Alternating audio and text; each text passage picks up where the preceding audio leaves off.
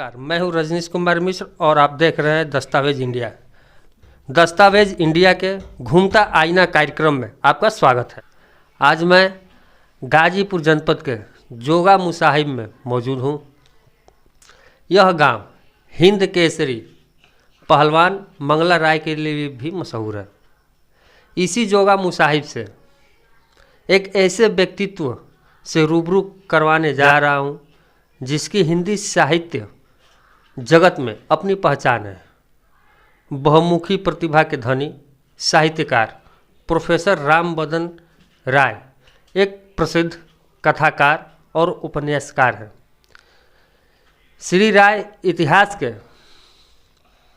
Professor होते हुए भी अब तक दर्जनों कविता, कहानी और उपन्यास लिख चुके हैं। साहित्य के क्षितिज पर ध्रुव तारे की भांति चमकते हुए सितारे 73 वर्षीय प्रोफेसर रामबदन राय के दर्जनों साहित्य रचनाओं में फिरकी वाली और कृष्णायन ने उन्हें बुलंदियों पर पहुंचा दिया। आइए जानते हैं प्रोफेसर रामबदन राय और उनकी साहित्य साधना के बारे में। सवेरे उठी स्कूल को जाना, सवेरे उठी स्कूल को जाना, झोरा लिया, छाता लिया, बगली में दाना, सवेरे उठी स्कूल को जाना। थोड़ा आप अपने बारे में बताइए। अब अपने बारे में तो आप देख ही रहे हैं, मैं एक ग्रामीण अंचल में पैदा हुआ व्यक्ति हूँ और वैसे पढ़ने लिखने के दौरान वाराणसी में, बलिया में या छोटे मोटे कस्बों में, जमानिया में भी मैं कुछ दिन पढ़ा। ग्रेजुएशन वहीं से किया और काशी हिंदू विश्वविद्यालय से मैंने मास्टर की डिग्री ली। और फिर मैं डिग्री कॉलेज के बारे में सोचा नहीं था कि मैं डिग्री कॉलेज में जाऊंगा। तो उसके बाद मैंने बीएड किया।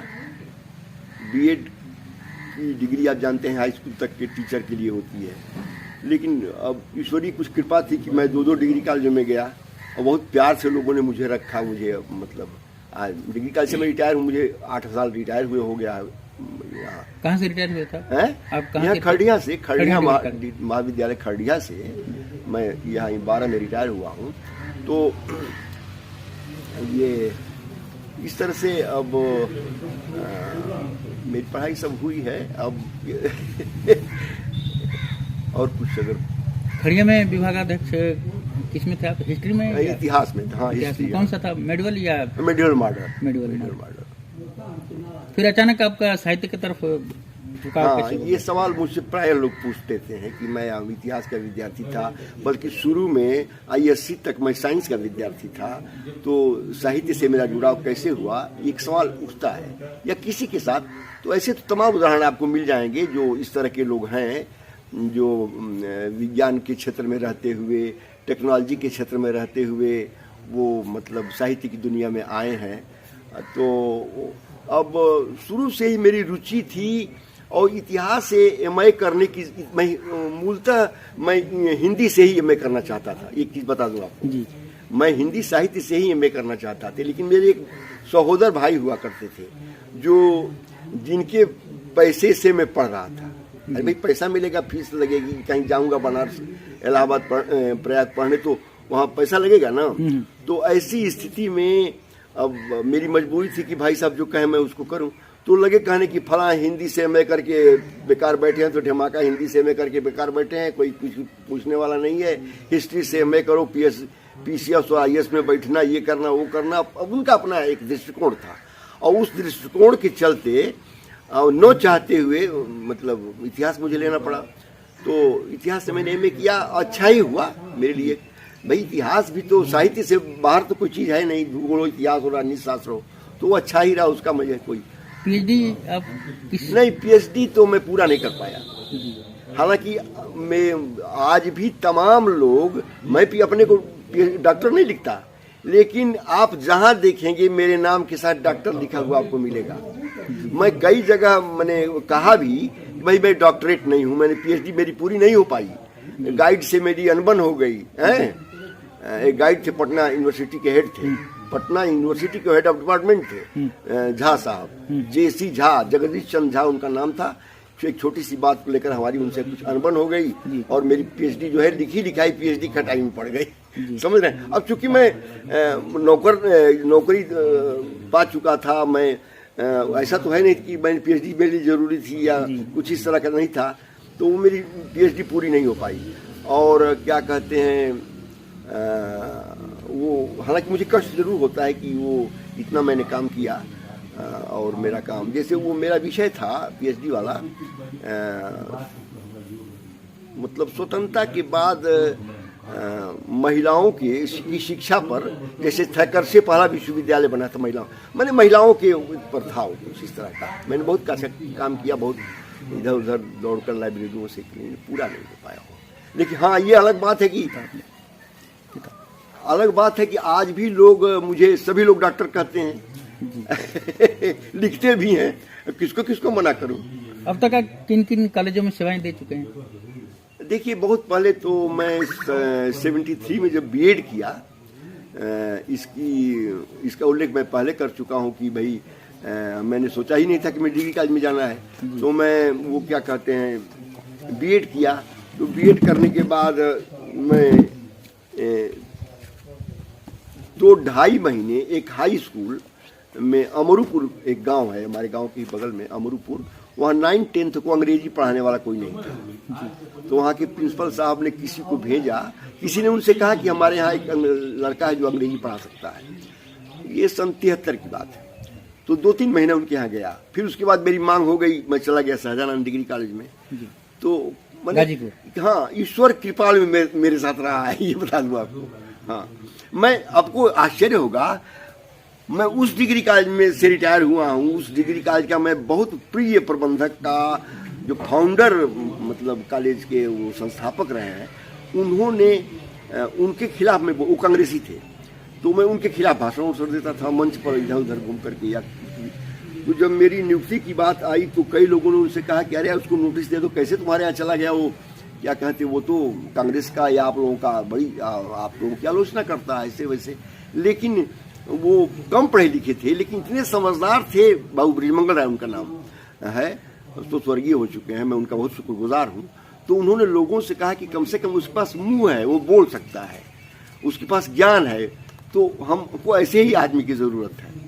तो आपको आश्चर्य होगा कि उन्होंने मुझे मतलब काफी महत्व दिया।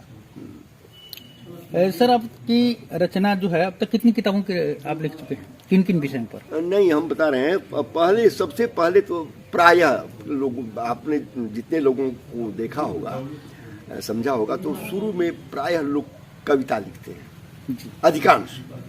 अब हो सकता है कि कुछ अपवाद हो जो 5% जो गद्य से शुरुआत करते हो, लेकिन अधिकांश कविता लिखते हैं। तो मैं भी कविता लिखा, और मैं कविता लिखा लगभग 12 साल की उम्र में। 12 साल की? हाँ। और उस कविता में कुछ खास दम नहीं था, एक मामूली तुकबंदी थी, विद्यालय में जाना, विद्यालय से आना, और उसके बीच का सारा कुछ वर्णन उस कविता में। वो तुकबंदी भी शायद सही नहीं रही होगी उस जमाने में, लेकिन मतलब जो टीचर्स हमारे थे वो बहुत हमको मतलब हमारी प्रशंसा की, हमारी उनको शाबाशी दिए।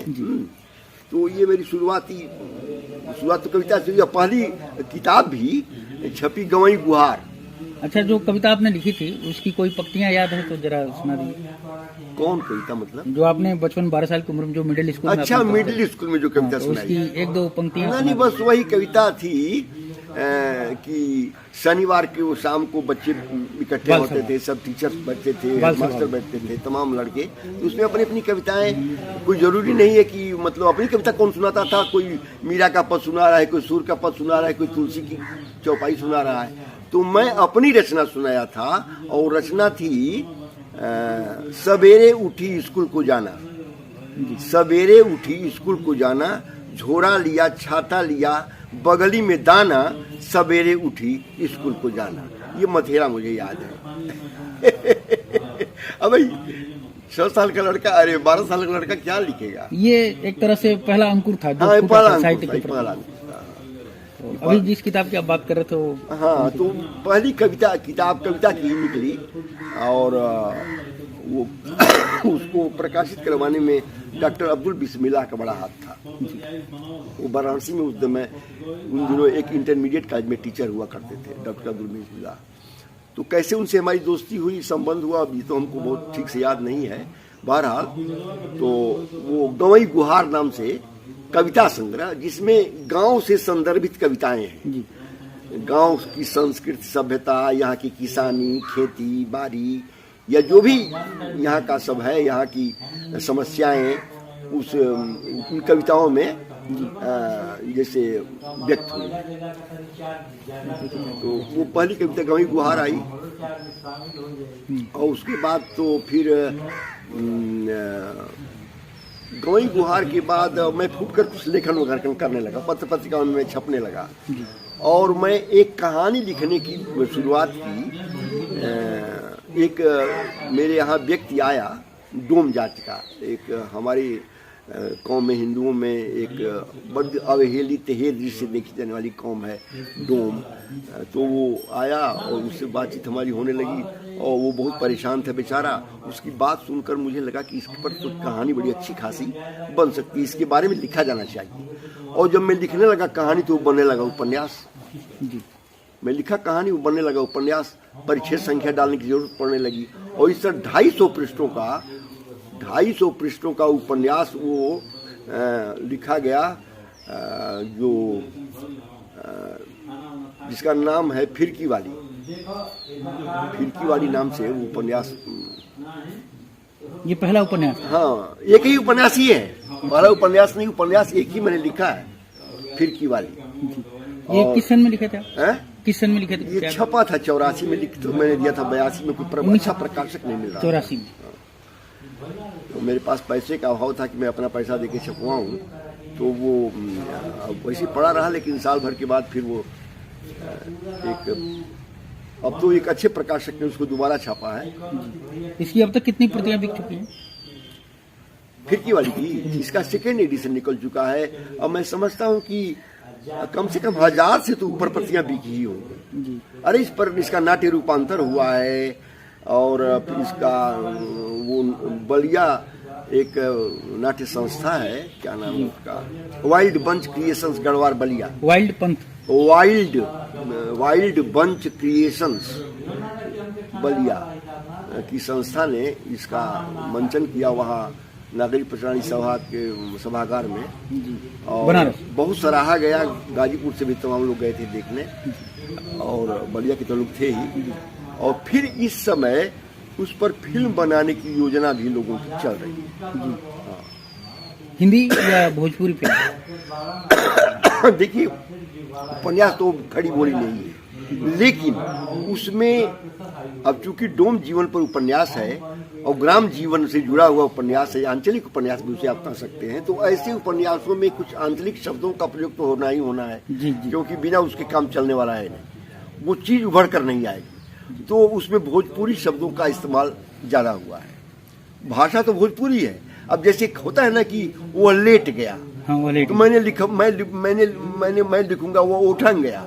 अब उठंगना और लेटना दोनों जो वर्ब हैं वो दो ढंग के हैं ना, तो मैं जानबूझकर लिखूंगा वो उठंग गया। तो ये इस तरह की उसमें बातें हैं, मैंने जानबूझ के ऐसा किया है। अब तक कितनी किताबें आप? अब तक एक व्यंग संग्रह, एक कविता संग्रह कई है। कविता संग्रह कई। प्रमुख कौन कौन से कविता? जैसे पहला तो मैंने बताया गवई गुहार, और दूसरा है द्वार खड़ा अभिसार, और एक भोजपुरी कविता संग्रह है।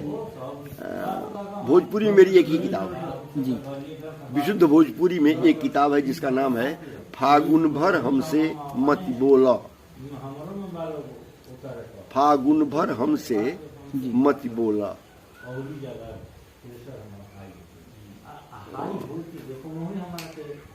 तो ये मतलब वो क्या कहते हैं, कविता संग्रह है और ये चर्चित रहा। हाँ चर्चा, हाँ उसको पटना भोजपुरी एकेडमी ने छापा।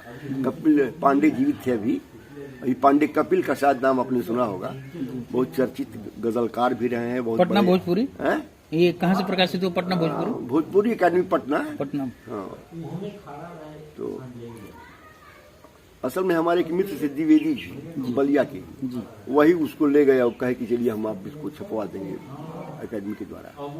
भगवती प्रसाद द्विवेदी उनका नाम है, बलिया पटना में ही रहते हैं वो।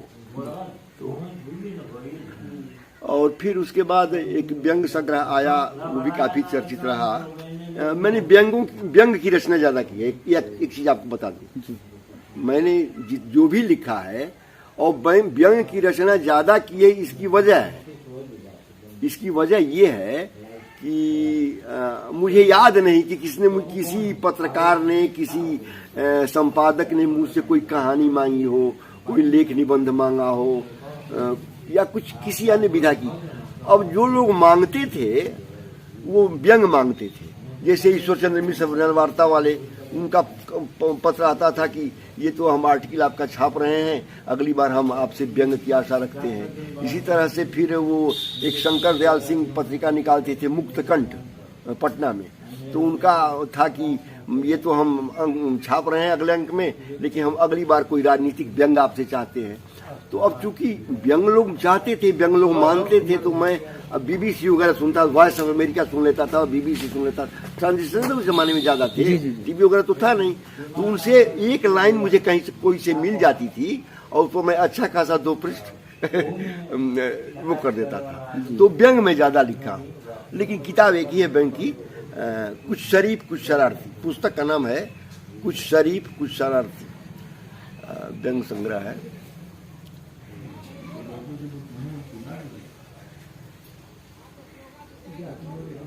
एक इतिहास के नाम पर भी पुस्तक मैंने लिखी, कश्यप की, जो हम लोगों के, जैसे हम लोग कश्यप गोत्र के हैं, हर आदमी का आपका भी कोई गोत्र होगा, हम लोग कश्यप गोत्र हैं। तो कश्यप कीर्ति नाम से एक इतिहास की किताब मेरी है।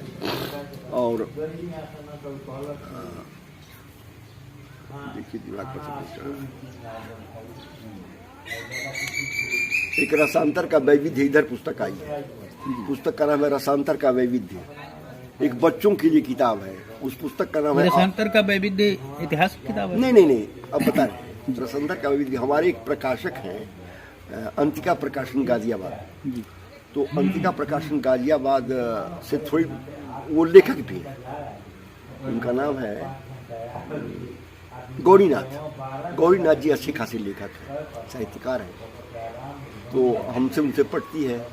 तो उन्होंने एक दिन, कई दिन फोन किया कि यार कुछ एक आध अच्छी किताब दो, तुम्हारी फिरकी वाली काफी बिकी है। फिरकी वाली उन्होंने दोबारा छापा। तो हमने कहा कि भाई मेरे पास कुछ किताब छपने भर को मैटर नहीं है, तो अरे कुछ भी दो यार लिख कर। तो हमने बहुत चक्कर में पड़ के क्या लिख कर दें। तो मैंने उसको अखबारों से, पत्रिकाओं से, जहाँ तहाँ से ढूंढ ढांड करके तो 2-4 कहानियाँ मिल गई, 2-4 व्यंग मिल गए, 2-4 एक यात्रा वृत्त मिल गया। मैं गया था नेपाल, काठमांडू। और इस तरह से कई को मिलाकर रखा। तो कई को मिलाकर रखेंगे तो एक विधा तो बन नहीं है भाई, कोई इसमें व्यंग है तो कहानी है, तरह तरह की चीज़ें हैं। तो मैंने समीक्षाएं भी थी कुछ किताबों में। तो मैंने उस पुस्तक का नाम रख दिया रसांतर का वैविध्य, और इसे विषय सूची बांट करके व्यंग, कहानी, यात्रा वृत्त या कुछ इस तरह से कई भागों में करके उसमें देख करके उसको एक किताब लास्ट में छपी, किताब सबसे लास्ट में। तो अब वो लगे कहने कि नहीं कुछ भी कर दो, तुम्हारा छापेंगे, पता नहीं तुम बड़े, तुम्हारी किताबें बिकती। विश्व पुस्तक मेले में एक घटना आपको बता दूं। दिल्ली विश्व पुस्तक मेले में सिर्फ एक बार गया हूँ जीवन में, और उसमें फिरकी वाली के 2nd एडिशन का वो क्या कहते हैं लोकार्पण हुआ। तो हमारी आदत है, या जो भी कह लीजिए, जैसे कोई मेरे बारे में कोई अपरिचित आदमी बात करता है, पूछता है कि आप लिखते हैं, तो हम जैसे मेरे मुंह से निकल जाता है, मैं एक मामूली लेखक हूँ, क्या लिखता हूँ, लिखने का शौक पालता हूँ। अब ये तो पाठक बताएंगे मैं क्या लिखता हूँ, मुझे लिखने आता है नहीं आता है, इस तरह की उलझ जुलझ बातें मैं करने लगता हूँ। तो मेरे प्रकाशक को जो थे गौरीनाथ जी बैठे थे, तो उन्होंने, वो आदमी जब चला गया तो हमसे कहे कि हमारे यार आप इस तरह का सब क्यों कहते हैं। गौरीनाथ हमसे उम्र में छोटे हैं, तो आप इस तरह का क्यों कहते हैं कि मुझे लिखने नहीं आता, ये सब भी मतलब बकवास आप कर रहे हैं। मैं कहता हूँ आपको लिखने आता है, आप बैठे रहिए, देखिए आपकी फिरकी वाली सबसे ज़्यादा बिक रही है हमारी दुकान पर। तो उन्होंने मुझे काफ़ी कहा कि देखिए हमारी आपसे पटेगी नहीं, अब आज से एक शब्द कहना छोड़ दीजिए कि मुझे लिखने नहीं आता। तो थोड़ा मुझे ढाढ़स मिला कि नहीं वाकई मुझे लिखने आता है क्या। तो ये जो मुगालते में था मैं कि तो वो थोड़ा ढाढ़स मिला बेचारे। और गौरीनाथ जी का मैं आभारी हूँ, वो मेरी कई किताबें छापी हैं, बल्कि सर्वाधिक किताबें गौरीनाथ ने ही मेरी छापी है, अंतिका प्रकाशन गाजियाबाद। तो सर अब तक की जो है आपकी चर्चित किताब कौन सी है? चर्चित किताबें जैसे लोकल में यहाँ वाराणसी, गाजीपुर, बलिया, मिर्जापुर, जौनपुर, इन जगहों पर तो मेरी देखने में सबसे ज्यादा चर्चित किताब है वो महाकाव्य कृष्णायन या प्रबंध काव्य भी कह सकते हैं आप। तो प्रबंध काव्य कृष्णायन का मेरी उपस्थिति में जहाँ मुझे बुलाया गया है और मेरी उपस्थिति में मिर्जापुर जो खप्पर बाबा का आश्रम है वहाँ 2-2 बार मैं गया हूँ, और बलिया कई मंदिरों पर, रसना, बक्सर, और अपने जनपद में अपने गांव अगल बगल के गांव में तो 20 जगह मैं गया हूं, जहां मैंने कम से कम गांव के बाहर 60-70 जगहों पर इसके अखंड पाठ। अब यहाँ तो हमेशा मुझे होता है, लोग सुनाते हैं, जब वहाँ अखंड पाठ होने लगता है तो मेरे एक मित्र हैं वहाँ, डॉक्टर रामलक यादव, अंग्रेजी के प्रोफेसर थे, तो वो सुनाते हैं मोबाइल पर कि देखो तुम्हारी किताब का अखंड पाठ हमारे यहाँ हो रहा है। कृष्णायन की रचना आपने कब की थी? अब रचना तो मैं 2000 से पहले लगभग किताब पूरी हो चुकी थी। किताब के नाम से ही लगता है कि ये जो है राधा कृष्ण को समर्पित होगी किताब, तो इसमें खास क्या है, कुछ खासियत? नहीं देखिए, सूरदास की तरह है, यही तो बता रहे हैं। अब यही तो आम तौर पर जो साहित्य के लोग हैं, साहित्य में ज्यादा हमारी दृष्टि में वामपंथी ज्यादा है, और या मार्क्सवादी कह लीजिए, जो भी कह लीजिए, तो वो तो इसको कौड़ी के बराबर समझते हैं जी। एक आध दो का मैं नाम नहीं लेना चाहूंगा, छोड़िए। कि जब मैं लिखना शुरू किया, जब किसी को जानकारी हुई तो लोगों ने कहना शुरू कर दिया कृष्णायन नहीं लिखने, पलायन कर रहे हैं, साहित्य से इनका पलायन हो रहा है। मेरा मजाक उड़ाया जाता था, कृष्णायन माने पलायन, साहित्य से पलायन। अब भाई कृष्ण पर मैं कोई चीज लिख रहा हूँ, कृष्ण हमारे यहाँ एक ईश्वर के रूप में मान्य है, पूर्णावतार के रूप में उनकी मान्यता है। यही एक है जो हिंदू मुसलमान दोनों के, हाँ, दोनों के भक्त दोनों हैं, इस्कान या रसखान, रहीम या तमाम इस तरह के, तो ये सब मैंने इसमें दिया है ये सब। अब जैसे एक दोहा सुन लीजिए, हरिजन में जी धाम, हरिजन में जी धाम, कपिल वस्तु जेरूसलम। कपिल वस्तु जेरूसलम हिंदुओं का धर्म तीर्थ स्थल नहीं है, लेकिन कवि लिखता है कि हरिजन में जिन धाम, कपिल वस्तु जेरूसलम, प्रभृति करो प्रणाम, सब ही मानी मथुरा मय। सोरठा है, ये दुआ नहीं है, सोरठा है। मैं सबको प्रणाम करता हूँ, क्या मानकर? मथुरा मानकर। मेरा आराध्य तो मथुरा में जेल में पैदा हुआ, लेकिन मैं कपिल वस्तु को भी प्रणाम करता हूँ, जेरूसलम को प्रणाम करता हूँ, काबा को भी प्रणाम करता हूँ। मैंने ये कुछ मतलब अवधारणा अपनी है, ईश्वर को मेरे सब लेकर चला हूँ। रसखान को भी प्रणाम किया हूँ, रहीम को प्रणाम किया हूँ, ये तमाम ऐसा नहीं है कि वो सब चीजें हैं। या जैसे आप नवीनता की बात कर रहे हो, तो नवीनता की बात जब कभी लिखता है तो ये तो अलग बात है कि इसका उत्स जो है वो श्रीमद् भागवत है, लेकिन जैसे सुख सागर, प्रेम सागर और तमाम पुस्तकों को मैंने पढ़ा, और कुछ जब लिखते समय अपने भीतर, जैसे एक उदाहरण मैं दूंगा, जैसे कि एक कथा आती है, आप सब जानते हैं कि भगवान कृष्ण जब पैदा हुए और जब वो जसोदा के यहाँ चले गए जेल से, नंद जसोदा के यहाँ, तो शिव जी को हुआ कि भाई मैं शिशु कृष्ण को, अपने आराध्य को देखना चाहता हूँ। तो शिव जी वहाँ पहुँचे हैं ना, तो पहुँचे हैं, तो ये तो सब लोगों ने लिखा है, ये कोई नई बात तो है नहीं। अब देखिए वहाँ जब शिव पहुँचते हैं तो माताएं अक्सर पूछती है कि जरा बाबा बच्चे का हाथ देख लीजिए, इसके जीवन में क्या क्या होने वाला है, क्या लिखा है, अच्छा करेगा बुरा करेगा। तो शिव जी हाथ देखते हैं और शिव जी हाथ देखने के बाद जब कहना शुरू करते हैं कि अरे ये तो बड़ा नटखट होगा, ये तो बट कदम पर चढ़ जाएगा, चोरी करेगा, दही चुराएगा, ये सब। तो अब शिशु कृष्ण तो शिशु बना हुआ है ना भाई जी, तू कहता है कि क्या ये बक बक बक बक कर रही है। अरे हर चीज बताई जाती है।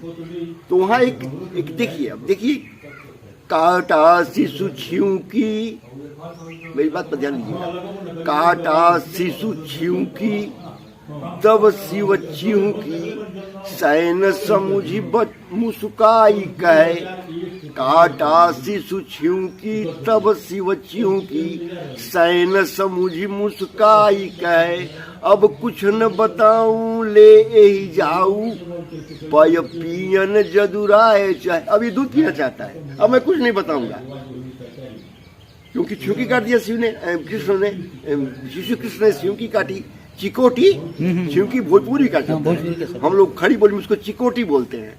तो लेकिन मैं तो लिखा हूँ भाई भोजपुरी क्षेत्र का रहने वाले तो कोई शब्द आ जाएगा ना। तो इस तरह से बहुत सारी, उसमें पूरी किताब पढ़ोगे तो बहुत सारी चीजें आपको ऐसी मिलेंगी जो लीक से हटकर आपको मिलेंगी। जैसे एक और उदाहरण देना चाहूंगा। जैसे एक बहुत आम कथा है कि अर्जुन को बड़ा अभिमान हो गया कि मैं भगवान का, कृष्ण का बहुत बड़ा सखा हूँ, बहुत बड़ा भक्त हूँ।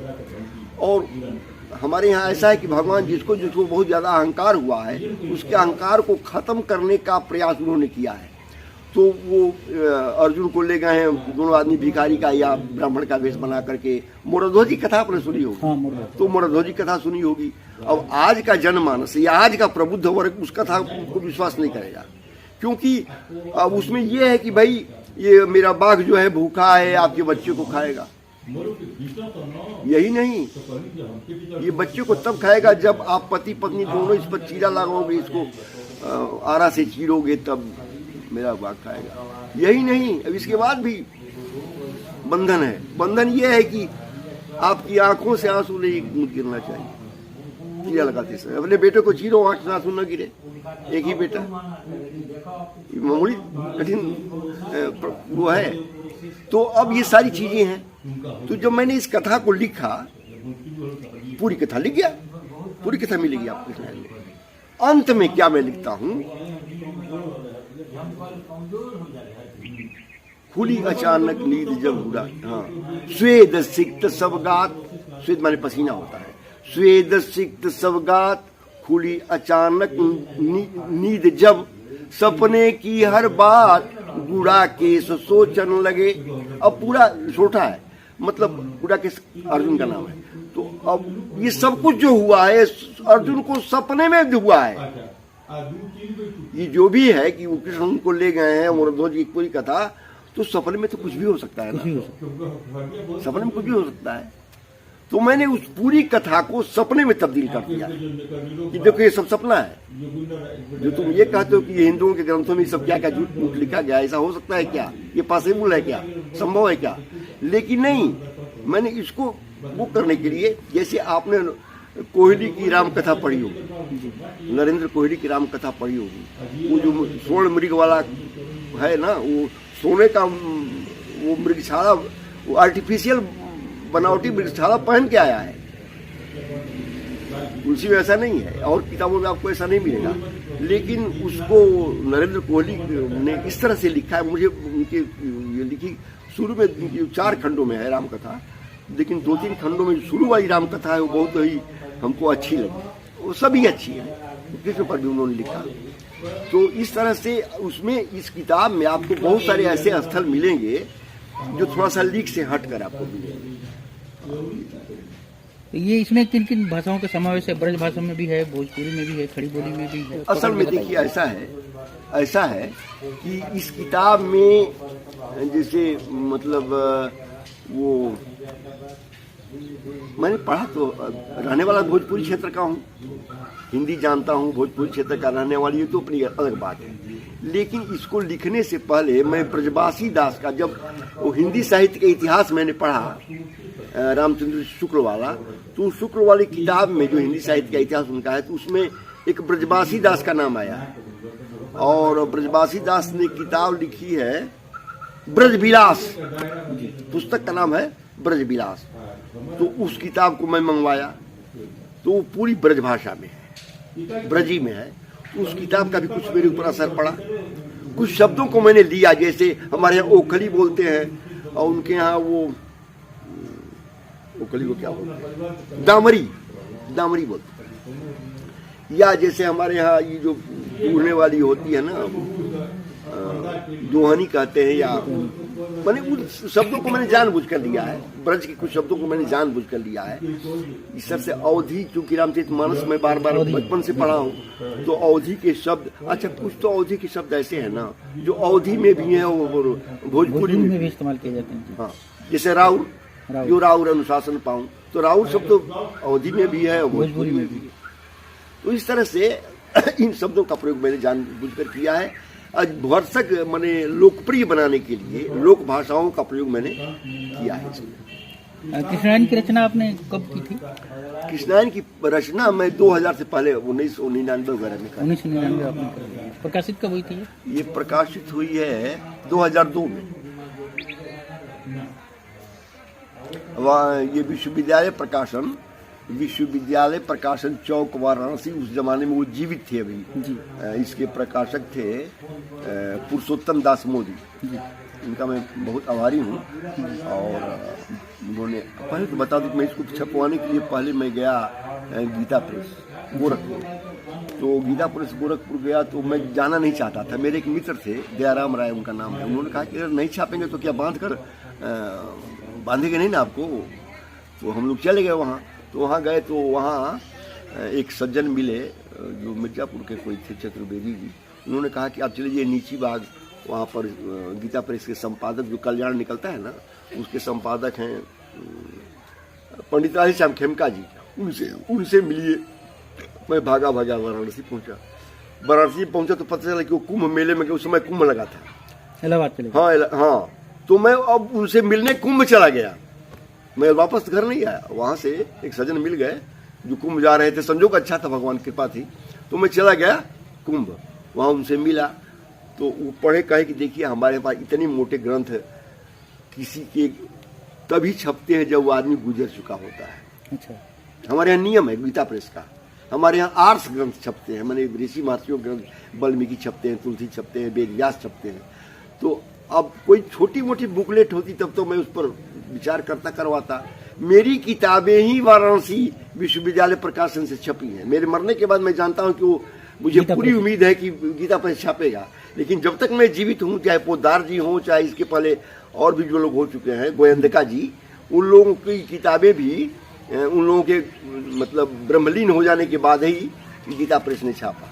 तो मैं वो आपकी किताब जाइए वहाँ विश्वविद्यालय प्रकाशन के यहाँ, मैं उनसे कह दूँगा, मेरे मित्र हैं मोदी साहब, तो किताब की छाप देंगे। अच्छा, किसी यूनिवर्सिटी में आपकी किताबें लगी हैं कि नहीं? किसी यूनिवर्सिटी में आपकी किताबें लगी हैं कि नहीं? नहीं, हमारी किताब गांव देहात में रहता हूँ, किसी कोई संबंध कोई। अच्छा, गाजीपुर के कुछ साहित्यकारों के बारे में बताएंगे आप? बिल्कुल बताएंगे, बिल्कुल बताएंगे। क्योंकि गाजीपुर को लोग अफीम और माफिया नहीं, हाँ जरूर कुछ लोग ऐसे हो गए हैं जरूर, जो मतलब जिससे ये थोड़ा सा बदनाम हुआ। तो अब वो क्या कहते हैं, गाजीपुर में जैसे अब इधर के साहित्यकारों में, आधुनिक साहित्यकारों में, जैसे 3 साहित्यकार को तो मैं समझता हूँ कि आप भी जानते होंगे या अधिकांश लोग जानते होंगे, जिनमें नंबर 1 पर राही मासूम रजा साहब हैं, और उसके बाद कुबेरनाथ राय, ललित निबंधकार का नाम आपने सुना होगा जी।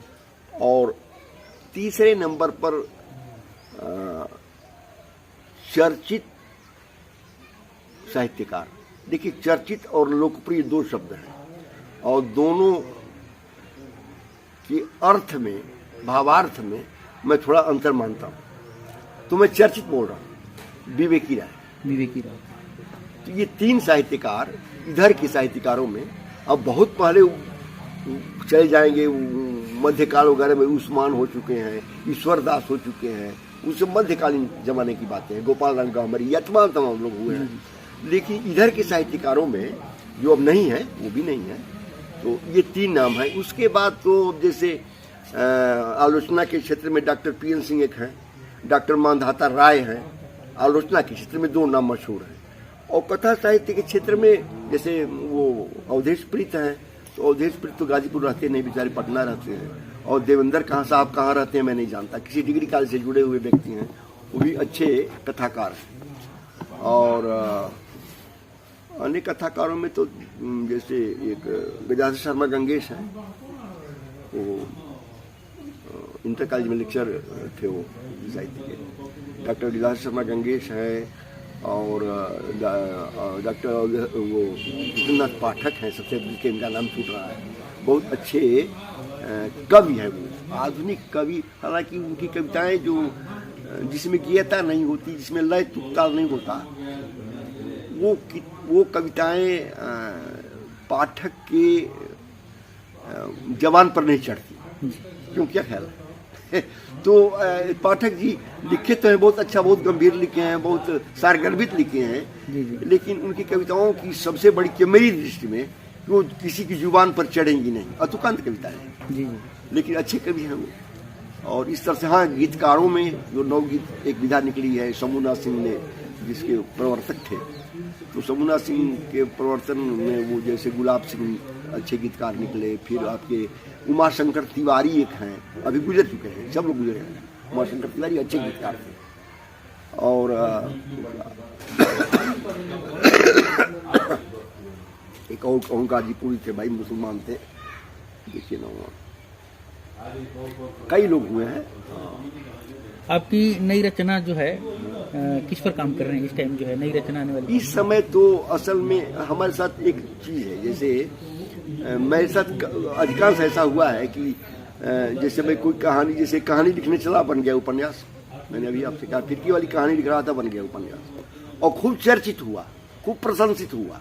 इसलिए भी प्रशंसित हुआ कि डोम जीवन पर था, अभी उसके पहले डोम जीवन पर कहानी तो थी, कविता तो थी, कोई उपन्यास नहीं था। उपन्यास नहीं था, ये समाज में हाशिए पर रहने वाला। हाँ, हाशिए पर। तो इसलिए अब यहाँ तक कि इस उपन्यास की वजह से दिल्ली से एक पत्र मेरे पास रजिस्टर्ड डाक से आया कि कहाँ किस धर्मशाला कोई वहाँ जगह है, वहाँ आपको रहना है, और दलित साहित्यकार के रूप में। हमने कहा कि दलितों पर तो मैंने कुछ खास लिखा नहीं भाई, है, तो मैंने इतना ही वो हुआ। जबकि इसके पहले भंगियों पर आपके नाच्यो बहुत गोपाल उन्होंने लिखा, आपके अमृतलाल नागर ने, लखनऊ वाले ने, फिर सैलूस लिखा नटों पर, नट भी एक जाति है यहाँ के, शिवप्रसाद सिंह ने लिखा, और बस्तर के जीवन पर राजेंद्र अवस्थी ने लिखा, तमाम लोगों ने लिखा, ऐसा थोड़ी ना। हाँ, डोम जीवन पर मैंने लिखा है। मेरी जानकारी में अभी अब तक कोई उपन्यास नहीं है। अगर मान लीजिए अब तक आपने मेरे ख्याल से दर्जनों साहित्य आपने लिखे हैं। हाँ, दर्जनों की किताबें हैं मेरी। उसमें कविता संग्रह भी है, उपन्यास भी है, हाँ, व्यंग भी है, यात्रा वृत्तांत भी है। हाँ, और नहीं, नाटक जो है, एक ही बताऊं, मैं बचपन में जब इंटरमीडिएट पास किया तो नाटक लिखने का, खेलने का बड़ा शौक था। हालांकि कोई भी नाटक मैं आज तक प्रकाशित नहीं करा सका। कम से कम आधा दर्जन मेरे लिखे हुए नाटक जोगा में ही नहीं, मेरे गांव में ही नहीं, जोगा मुसाहिब मेरा गांव है, यही नहीं, अन्य गांव में भी ले जाकर के हमारे यहाँ से लोग पांडुलिपि मांग कर ले गए हैं और खेले हैं लोग, लेकिन मैं उसको प्रकाशित नहीं करा पाया। वो सब पांडुलिपि जैसे लोग मांग कर ले गए, किसी ने लौटाए, और उसमें दिमाग में था भी नहीं कि इसकी प्रकाशन की जरूरत पड़ेगी या इसको किताब का रूप दिया जाने की जरूरत पड़ेगी। आज मैं सोचता हूँ कि वो सब पांडुलिपियाँ होती तो कम से कम आधा दर्जन तो मेरे नाटक होते जी। तो मान लीजिए सर, अब तक आपने इतनी यानी विभिन्न विधाओं में किताबें लिखी हैं, दर्जनों से ऊपर होंगी किताबें। तो इनमें अगर रखा जाए तो वरीयता किसको देंगे आप, फिरकी वाली को या कृष्णायन को? देखिए, दोनों के दो आयाम हैं। इसमें कुछ धार्मिकता का ओत। भगवान कृष्ण को मैंने भगवान कृष्ण के रूप में ही देखा है। वो जन नेता है, उन्होंने भौमासुर की ने जो 60,000 बंदिनियों को छुड़ाया है वहां से, योगेश्वर वो कहे गए हैं, और दुनिया भर की पत्नियां हैं, दुनिया भर की प्रेमिकाएं हैं, हजारों प्रेमिकाएं हैं, है ना। तो वो अद्भुत व्यक्तित्व है। इस तरह का व्यक्तित्व आप राम हुए हैं, मैं राम को भी महत्व देता हूं, भगवान राम, दशरथ नंदन राम को, लेकिन राम पैदा होते ही भगवान नहीं बने, कुछ दिनों के बाद भगवान बने। उन्होंने तो कभी चमत्कार दिखाया ही नहीं। हाँ, यहाँ तो पैदा होते ही पुतना को मारा, पैदा होते ही तृणावर्त का संहार किया। तो जो भी माने कृष्ण का जो कैरेक्टर है वो थोड़ा अद्भुत है जी। वो ईसा मसीह से भिन्न है, वो महावीर स्वामी से भिन्न है, वो आपके भगवान राम से भिन्न है, भगवान बुद्ध से भिन्न है। ये सब लोग भगवान हैं, सबको मैं एक अवतारिक रूप मानता हूँ, ऐसा नहीं है, किसी का महत्व कम नहीं है, लेकिन थोड़ा डिफर इनका वो है और मुझे आकर्षित करता है। कृष्ण शब्द में ही आकर्षण सा है, हाँ, कर्षण। तो जो कृष्ण है वो सबसे अब इसीलिए मैं समझता हूँ कि वर्ल्ड पटल, विश्व पटल पर राम की तुलना में शायद कृष्ण ज्यादा चर्चित है क्या आज भी। अब उसमें हो सकता है गीता का भी योगदान हो, जो गीता जो है, जिसका मैं बहुत ही, मेरी दृष्टि में भाई मुझे बहुत ज्यादा वेद वगैरह का ज्ञान तो है नहीं, लेकिन जो भी मैंने पढ़ा है, देखा है, उपनिषद या जो भी, गीता अद्भुत पुस्तक है। और इसको मुझे कोई व्यक्ति ऐसा नहीं मिला जो कहे कि नहीं गीता में तो कुछ है ही, या गीता बेकार चीज है, या गीता, सब लोगों ने गीता की बुरी प्रशंसा की है। वो एक तरह का गणित की तरह से है, होता है ना, जैसे गणित होता है कि 2 + 2 = 4, तो उस तरह से कामात क्रोधा भी जाए थे, काम से क्रोध की उत्पत्ति होती है। बड़े जो भी है, जैसे होता है ना कि वो ये और ये मिला दीजिए तो पानी बन जाता है केमिस्ट्री में, तो उस तरह से गीता जो है अद्भुत ग्रंथ है ना, तो इसकी वजह से भी हो सकता है कि ज्यादा चर्चित हुए हों। तो नई रचना आपकी कौन कौन सी आ रही है? अब इधर तो देखिए, वर्तमान में एक सज्जन मेरे मित्र थे वहाँ बलिया बासडी के, नरेंद्र शास्त्री, जो धर्मयुग में लिखने लगे थे। उस जमाने में जो आदमी धर्मयुग में पहुंच जाता था उसको क्लास 1 का लेखक माना जाता था। वो मेरे मित्र थे, मैं अभी धर्मयुग में नहीं लिख रहा था, वो लिख रहे थे, वो पहुंच गए थे। तो मैं एक बलिया के संपादक हैं, एक पत्रिका निकालते हैं समकालीन त्रिवेणी, लखनऊ। तो उनका एक दिन फोन आया मुझसे, आज से 3 महीने पहले की बात बता रहा हूँ, 2.5-3 महीने पहले उनको फोन आया कि मैंने सुना है कि आपके वो नरेंद्र शास्त्री बड़े मित्र थे, बड़े आपकी घनिष्ठता थी उनसे, अगर उन पर आप एक संस्मरण मुझे दे सकें तो बड़ा आभारी हूँगा। तो हमने कहा कि भाई वाकई मेरे मित्र थे वो, और तो बड़ी खुशी की बात है कि मैं उन पर लिखूं। तो उन पर मैं लिखना शुरू किया, और पता नहीं क्यों बलिया से जुड़ी हुई मेरी जितनी बातें थी, मेरे जितने संस्मरण थे, यादें सब आने लगी। तो इस समय मैं एक पुस्तक लिखा हूँ, वो 100 पृष्ठ से ज़्यादा ही पृष्ठ की होगी, बहुत मोटी किताब नहीं है, लेकिन उसमें मुझे बड़ा मजा आनंद आने लगा। और मैं बीते जीने में भी बड़ा आनंद आता है, व्यतीत को जीना भी बड़ा आनंदमयी होता है, क्योंकि अब वो क्षण तो लौट कर आने वाले नहीं। तो उनको मैंने जिया है, और उस अब जल्दी ही देखिए, अभी तो प्रेस में नहीं भेज पाया हूँ प्रकाशन के पास, लेकिन शीघ्र ही वो किताब आएगी। अब इसके बाद मैं क्या लिखूंगा अभी तो कुछ खास नहीं सोच पाया हूँ। सर आखिरी बार मैं थोड़ा नए जो साहित्यकार हैं उनके लिए कोई संदेश, आखिरी सवाल मेरा। देखिए, नए साहित्यकारों के लिए संदेश मेरा ये है, मैं संदेश देने लायक क्या हूँ कि मैं खुद बड़ा साहित्य, मैं ही खुद नया साहित्यकार हूँ। तो ये जरूर मैं कहना चाहूँगा कि भाई लिखने से पहले 100 बार पढ़ो, 1000 बार सोचो, तो उसके बाद कलम उठाओ। आजकल ये एक होता है ना कि भाई मैं लेखक बन जाऊं, मैं कवि बन जाऊं, मैं निबंधकार बन जाऊं, मैं कथाकार बन जाऊं, तो अब थोड़ा पढ़ो। कुछ लोग विवादित चीजें लिख करके हाईलाइट होते हैं, तो उसमें आप क्या कहते हैं? कुछ लेखक ऐसे हैं जो विवादित चीजें लिखते हैं, जैसे किसी धर्म के खिलाफ उन्होंने कोई साहित्य लिख दिया। देखिए, वो दीर्घजीवी नहीं हो पाते। अब मैं नाम ले सकता हूँ, मैं तो नाम भी ना सकता हूँ ऐसे लोगों का, लेकिन वो 2, 4, 5 साल 10 साल ज्यादा से ज्यादा थोड़ी चर्चा में रहेंगे, फिर उसके बाद इनकी उम्र ज्यादा नहीं हो, नहीं उनकी उम्र ज्यादा नहीं, भी नहीं हो सकती। ये चर्चा में बने रहने के लिए कुछ उल्टा सीधा करना, जैसे वो क्या कहते हैं, कौन वो चित्रकार थे आपके यहाँ जो बाहर जाकर, एम.एफ. हुसैन। हाँ, एम.एफ. हुसैन के बारे में जैसे किसी समारोह में नंगे पांव चले गए, चप्पल भी नहीं डाले थे, पैर में ऐसे पहुंच गए, तो चर्चा में हो गई। चर्चा भी नंगे पांव, इतना बड़ा चित्रकार जो है नंगे पांव आया है, तो ये सब कोई बात नहीं होती है कि आप कुछ इस तरह का वो काम करें। तो मेरी दृष्टि में वो चलने वाला होता नहीं। हाँ, आदमी यह है कि क्षण भर के लिए वो चर्चित हो जाता है। अच्छा, कुछ तो आजकल जो आभासी मीडिया है, इसकी वजह से मैं भी आप भी अनुभव करते होंगे कि सचमुच मतलब 24 घंटे के अंदर आदमी एक बैग, कल तक कुछ नहीं था और 24 घंटा बीता नहीं कि पूरे चारों तरफ छा गया, तब इसको क्या कहेंगे। बहुत बहुत धन्यवाद। हाँ, नहीं, इसमें लाभ भी है, आभासी मीडिया का एक लाभ भी है, ऐसा नहीं है, क्योंकि इसमें बहुत सारी जैसे चीज़ें हैं जो बहुत दबी पड़ी हैं, उनको आभासी मीडिया लाइट कर दो। जैसे कहीं गली कूचे में आदमी है, उसको कोई नहीं जानता, जिसके अंदर बहुत काफ़ी टैलेंट है, काफ़ी गुण है, उसको बाहर आना चाहिए। तो इसका भी तो एक लाभ। जी बहुत बहुत धन्यवाद दस्तावेज इंडिया से बात करने के लिए। मैं भी आपको बहुत धन्यवाद दूंगा कि आप दुर्गेश मिश्र जी आप मेरे पास आए और इस गांव में आए। माने ये देखिए, आपका आना इसलिए ज़्यादा महत्वपूर्ण मेरे लिए है कि मैं निचाट देहात में हूँ। माने यहाँ से कम 4 किलोमीटर के बाद ही ना कोई कस्बा शहर आपको मिलेगा। तो ऐसी जगह पर आप आए, ऐसी जगह पर आदमी जाना पसंद नहीं करता। अरे भाई बड़ी दिक्कत होगी, कैसे जाएंगे, कैसे आएंगे, हैं। तो मैं बहुत बहुत आपका आभारी ही हूँ कि आप आए हैं।